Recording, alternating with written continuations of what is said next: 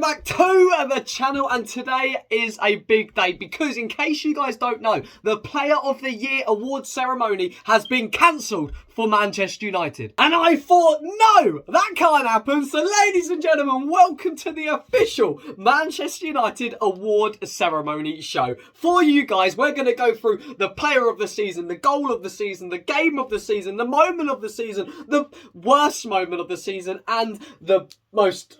what? So if you guys are excited for the goods, the bads, the uglies and the scouts, make sure you guys go down below, smash that like button and do subscribe if you are new. Ladies and gentlemen, kick-starting with the Goal of the Season award. Now there is a lot of really good options here, and I am going to go with probably... let me think. This could be a tricky one. Best goal scored by Man United this year.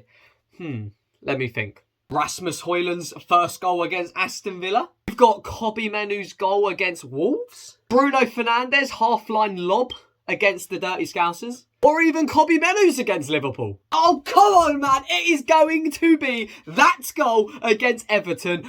Garnacho has written his name down in the history books, whatever happens in his career. Whether he flops it like a Makeda or he turns out to be the literal reincarnation of Cristiano Ronaldo. That goal against Everton, where Dalot whips in that ball. He rises like a salmon, flying through the air. Alejandro Garnacho, here is your award for the goal of the season. Next up, we're going to go with the signing of the season. Now, of course, we did make a lot of signings last summer. You think of Andre Onana, you think of Mason Mount, Rasmus Højlund, Amrabat. Yes, Amrabat actually was signed last year. Johnny Evans and Bayindir as well. There is options here.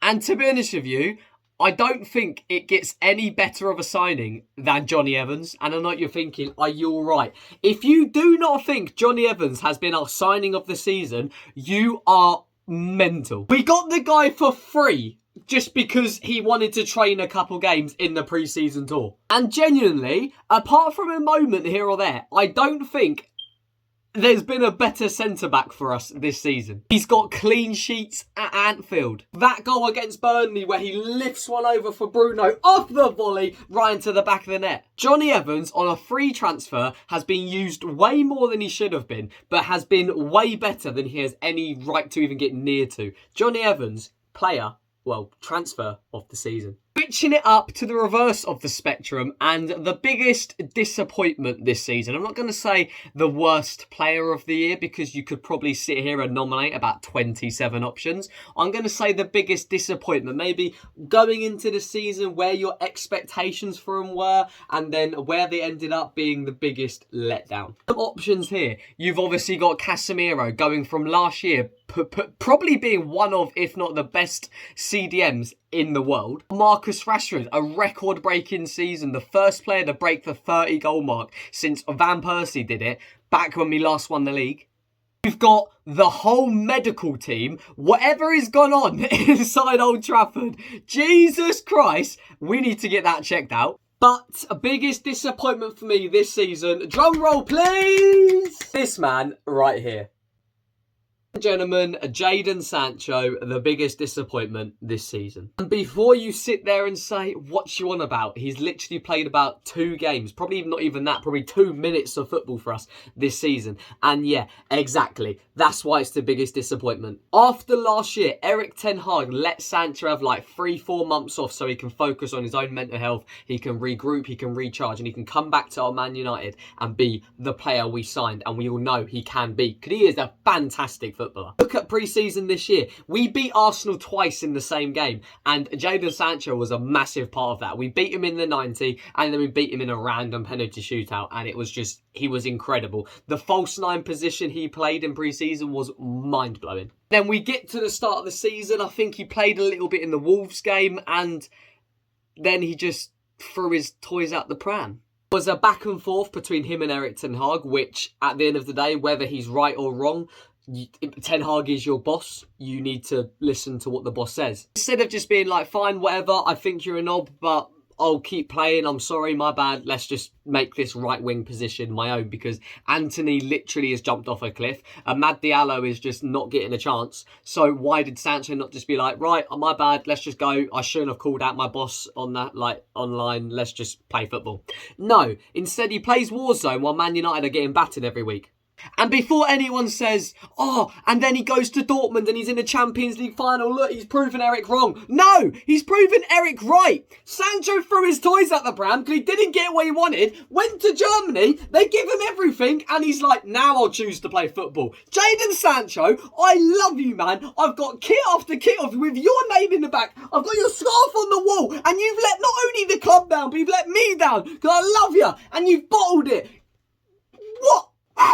Moving on to a little bit something more positive, we're going to go with moment of the season. And there is actually a lot of moments this season. You think of the late winners against Brentford of McTominay scoring twice past the 90. You got the late Bruno winner against Fulham. You got the Kobbie Mainoo one against Wolves, 4-3. What a game. Wow. You've got that Liverpool game, arguably one of the greatest ever games Manchester United have ever been a part of. And if you genuinely think about it, that Amad Diallo goal, that moment might be top 10 moments in Man United history. It genuinely might be. The limbs in that game was crazy. And the fact I watched it with a bunch of Scousers as well, who were talking a lot of that before the game, I genuinely think that might be a top 5 moments for me in Man United history. Obviously the Garnacho Bicey as well, but we can't let him win too because his ego might get a bit carried away. Honest, moment of the season, I don't think it gets anywhere even close to that Amad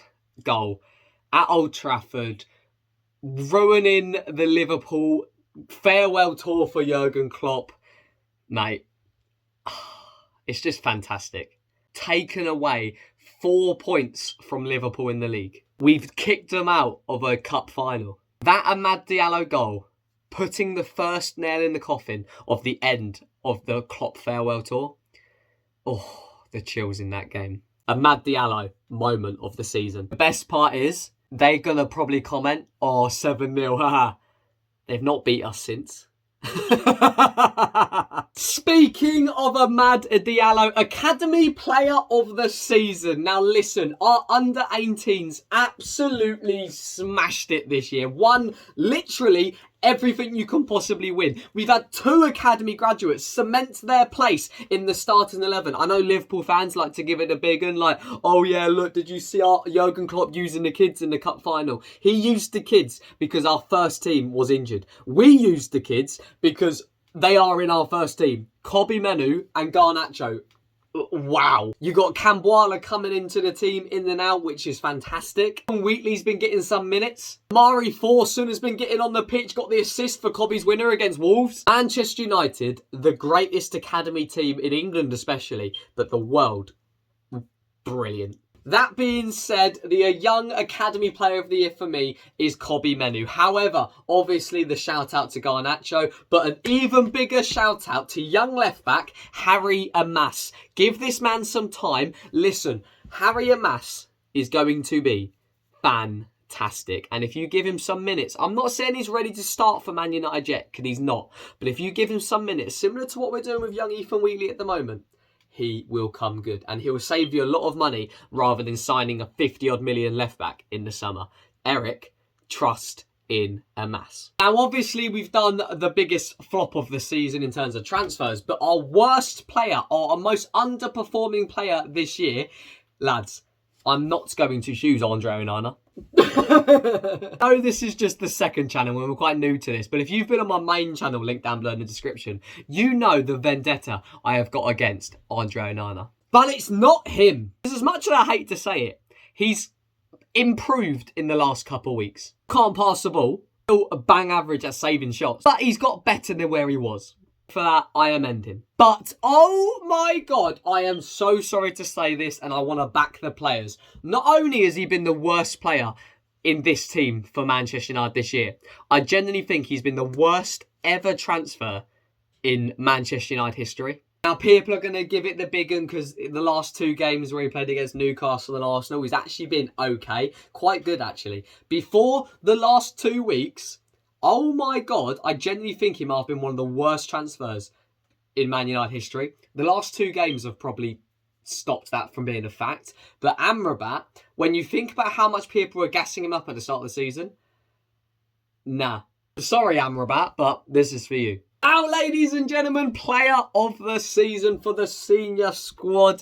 There is actually a couple options here. We've, of course, got Kobbie Mainoo, who has been instrumental in this team. And in terms of on form, probably the best CDM in the Premier League, apart from the likes of Declan Rice and Rodri. The kid's just turned 19, by the way. The only reason I'm not choosing Kobbie is because he dominated the field against Arsenal in pre-season, only to get injured. He battered Declan Rice, and then he got injured and was out until, like, November. Came back against Everton and has been insane ever since. However, player of the season for me is going to Diogo Dalot. For me personally, I didn't really rate him. I think he was good, but I think he was never going to be starting when you got someone like a Wan-Bissaka. But he has proved me wrong, and I'll hold my hands up here and say it. Diogo, I'm sorry for ever doubting you. You've been a consistent 7 out of 10 performer every single week. And the only player this season who I can genuinely say has been good from the first match week to right now. Diallo, you deserve better than this squad. And you've done brilliant. Closely followed by Bruno Fernandes. I don't even care. Bruno Fernandes is the most disrespected player in world football, and it baffs me how he gets more stick from his own fans than the rest of the world, because Bruno is so much better than this whole squad. It's a joke. He should be playing for like a Real Madrid right now. Hell, he should... Imagine him playing for a Pep Guardiola. Oh my God. But ladies and gentlemen, that is the awards show for the 2023-2024 Premier League season. Hopefully you guys did enjoy. Let me know if you think I got anything wrong. And if I did, then let me know who should have been there instead. But that's it for me, boys. Take care. Smash the like, subscribe if you're new. And a massive thank you for watching today's video. Peace.